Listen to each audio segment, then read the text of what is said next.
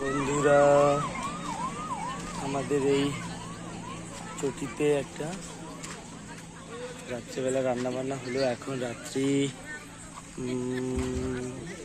ধরুন 1:30 বাজতে যায়। এই যে সবাই শুয়ে আছে, আমরা সারা রাত্রি জাগছি। এখান দিয়ে সোজা দীঘা চলে যাবো, তাই জন্য সবাই এখন হোল্ড হয়েছে। খাওয়া দাওয়া করে সবাই ঘুমিয়ে আছে। ওই যে আমাদের বাস, ওই চটিতে, ঠিক আছে। এই যে দেখো রাত কটা হলো, কটা গো, 4টা। এই 4টের সময় নিউ দীঘায় পৌঁছলাম, ঠিক আছে।